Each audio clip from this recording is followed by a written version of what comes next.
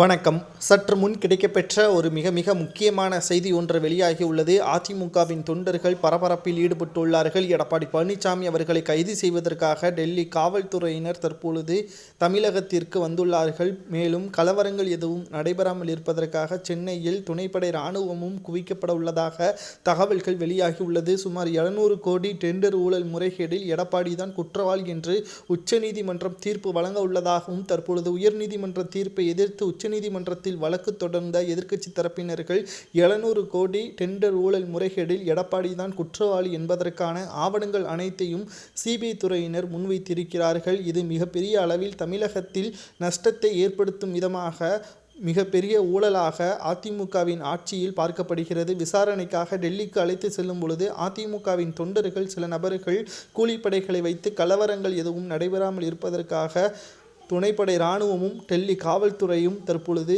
களத்தில் சென்னையில் இறக்கப்பட்டிருப்பதாக தகவல்கள் தற்பொழுது வெளியாகியுள்ளது. எடப்பாடியை பற்றி நாம் ஒன்று சொல்லியே ஆக வேண்டும். அதிமுகவின் ஆட்சியின் பொழுது எடப்பாடி முதல்வராக இருந்த பொழுது 2 ஆண்டு காலம் கொரோனா காலம். இதில் பள்ளி கல்வித்துறையில் மிகப்பெரிய ஊழல் நடைபெற்றிருக்கிறது. டெண்டர் ஊழல் முறைகேடு பள்ளி கல்வித்துறையில் எப்படி ஊழல் நடைபெற்றிருக்கிறது என்று பார்க்கும் பொழுது 2 ஆண்டுகள் பள்ளி செயல்படவில்லை. சத்துணவு திட்டத்திற்கு ஒதுக்கீடு செய்யப்பட்ட அனைத்து பணங்களும் ஊழல் செய்யப்பட்டிருப்பதாகவும் சட்டப்பேரவையில் அப்பொழுதே எதிர்க்கட்சி தலைவர் ஸ்டாலின் அவர்கள் பேசியதையும் வைரலாக நாம் பார்த்திருப்போம். தற்பொழுது 700 கோடி ஒரு துறையில் இருந்து ஊழல் செய்யப்பட்டிருப்பதற்கான ஆவணங்கள் அனைத்தையும் சிபிஐ துறையினர் டெல்லி நீதிமன்றத்தில் சமர்ப்பித்திருக்கிறார்கள். விசாரணைக்காக இன்று மாலை தமிழகத்தில் சென்னையில் குறிப்பாக எடப்பாடி பழனிசாமி அவர்கள் வீடு சுற்றி வளைத்து கைது செய்வதற்கான ஏற்பாடுகளும் நடைபெற உள்ளதாகவும், இதில் கலவரங்கள் எதுவும் நடைபெறாமல் இருப்பதற்காக போலீஸும் குவிக்கப்பட உள்ளதாக தகவல்கள் தற்பொழுது வெளியாகியுள்ளது. மிகப்பெரிய அளவிலான இந்த செய்தி வைரலாக இணையதளங்களில் பரவி வருகிறது.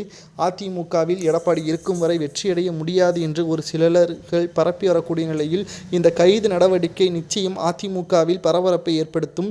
ஓபிஎஸ் அவர்கள் அதிமுகவின் தலைமை ஏற்றால்தான் வெற்றியடைய முடியும் என்று பெரும்பான்மையான தொண்டர்கள் கூறுவதாக வைத்திலிங்கம் அவர்கள் கூறிக்கொண்டிருக்கக்கூடிய இந்த வேளையிலேயே எடப்பாடியின் கைது நடவடிக்கை என்பது மிகப்பெரிய ஒரு அதிர்ச்சியான தகவலாக அதிமுகவில் பார்க்கப்படுகிறது.